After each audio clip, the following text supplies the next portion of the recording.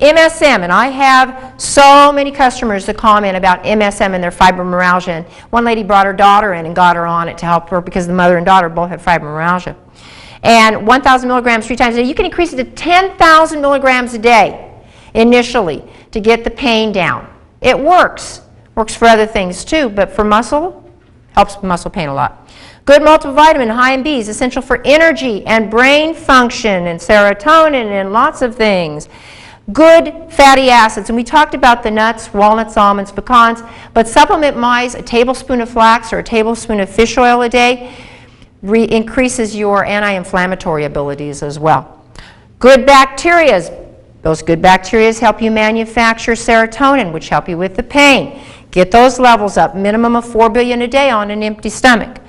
Enzymes to digest the food, because a lot of people that have fibromyalgia, their body's dedicated to so much, their enzymes are so dedicated to keeping them functioning. They don't have ester C with bioflavonoids, a divided dosage of 5 to 10,000 milligrams.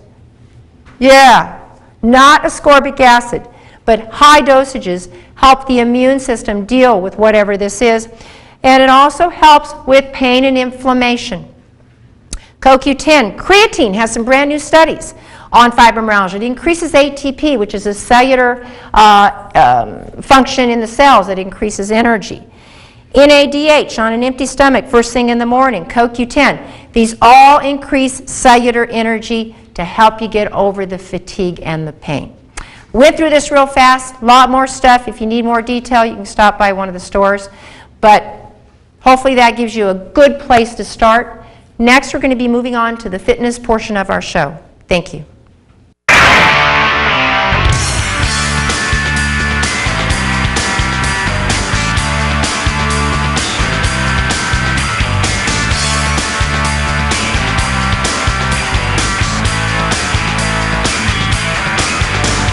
Hi, welcome to the fitness portion of our show.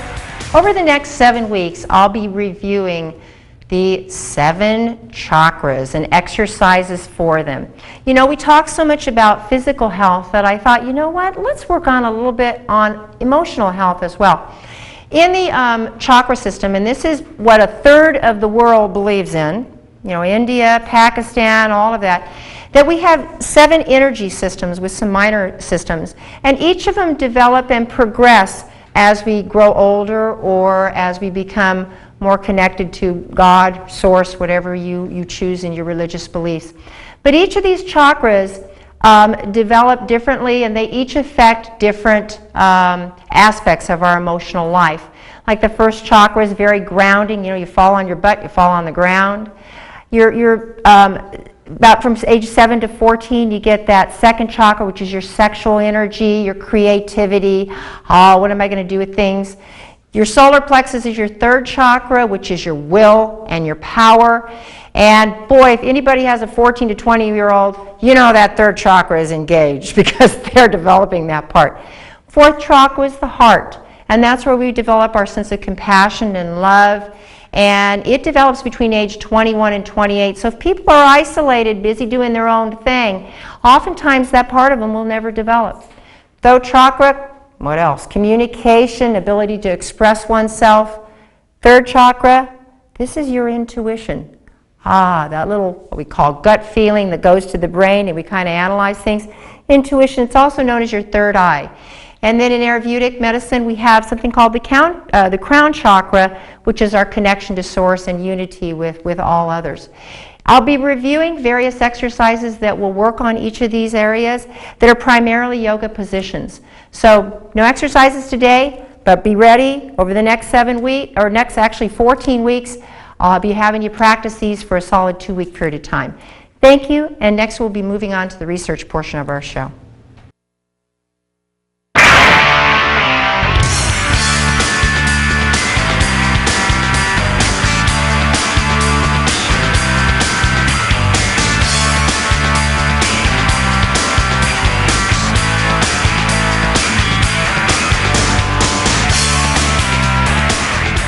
The research portion of our show, and with us today is Ralph Turchiano. And thank you for the intro. Welcome. Well, the beginning, we'll start with DEET. DEET, remember, is a popular insecticide that's usually used to repel mosquitoes. And parents, for a long period of time, have always been a little bit cautious in regards to its use because of the fear of being a chemical. Well, now, for once and for all, it has been confirmed. In the headline, the popular insect repellent DEET is a neurotoxin. How is it a neurotoxin? Well, it seems to inhibit a chemical activity in the central nervous system, one particularly called acetylcholinesterase. Now, this may sound familiar if you're looking at areas, for example, Alzheimer's and Parkinson's, and basically as far as they're trying to raise those levels often to ameliorate those effects of those diseases. Well, to put it a different way, DEET stops it, shuts it down. How many people are putting DEET on their kids to protect them from mosquitoes? Many. In their words, also, they find that DEET is often used in combination with other insecticides, even compounding the problems. Remember, it was not too long ago when the Gulf War broke out, there was a lot of suspicion that the insecticide use among the troops may have caused or contributed partly to Gulf War syndrome. Now that we know what it does and does for certain, they should really look into that. They were nailed with tons of pesticides. After that, going back to our kids, vitamin D.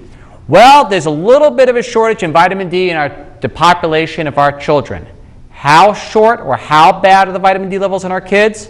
Well, to give you an idea, 70% of our children are low in vitamin D.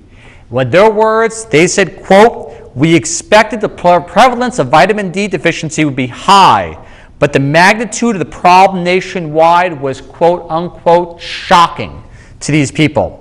They said they thought vitamin D deficiency would be rare. Why? Because you're supposed to get everything you can from your food. Well, obviously that wasn't occurring. In addition, according to the Albert Einstein College of Medicine, they said a major factor contributing to the vitamin D deficiency was, quote unquote, the widespread use of sunscreens which block UVB rays has only, they say, compounded the problem. The body uses UVB sunlight to convert a form of cholesterol in the skin into vitamin D. And the major reason it's a problem, a lot of kids don't do multivitamins on top of that. In fact, they were surprised to find out that only 4% of the children that were in the study took any vitamins at all. Ironically, the 4% that took the vitamins weren't deficient in vitamin D. Wow, go figure that out.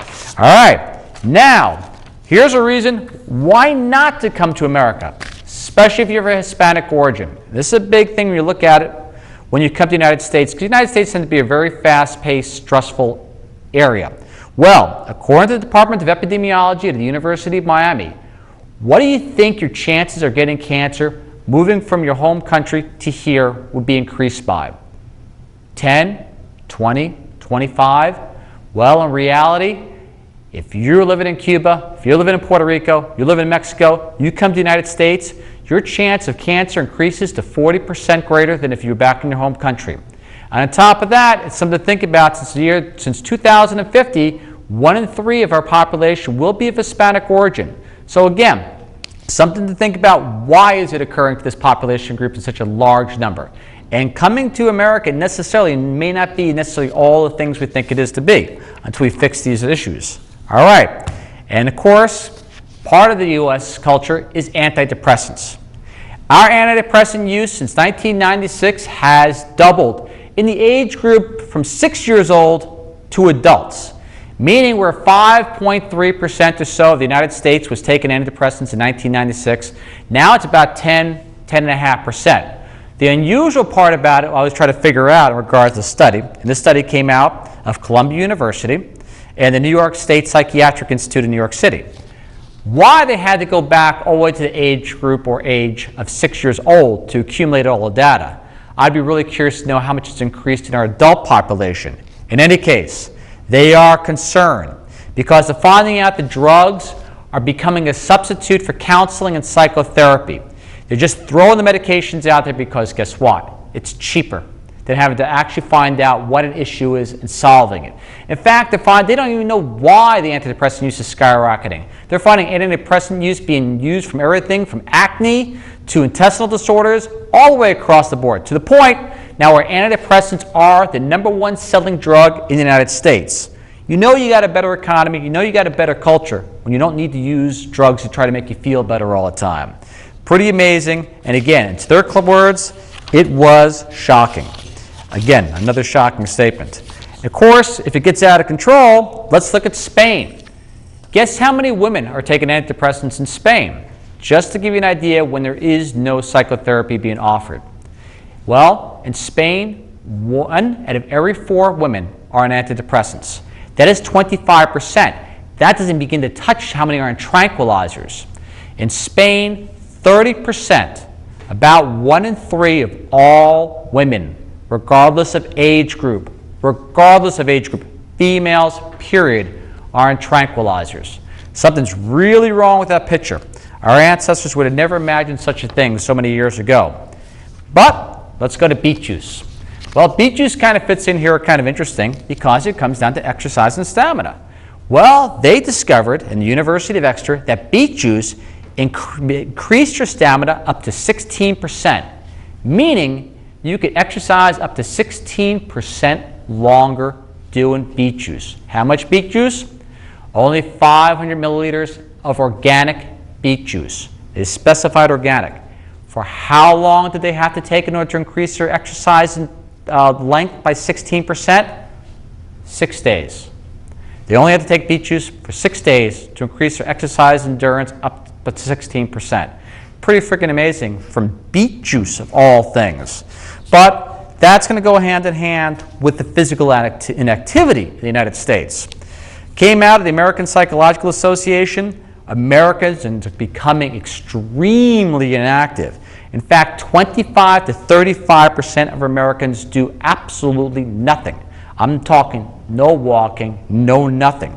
That means 40 to 50 million Americans will probably die a very early death from some sort of ailment, but by that time will be our government and structured health care system, which I'm sure will help you greatly. All right, so that means these poor fitness levels, at least in the immediate term, contribute to 16% of all deaths.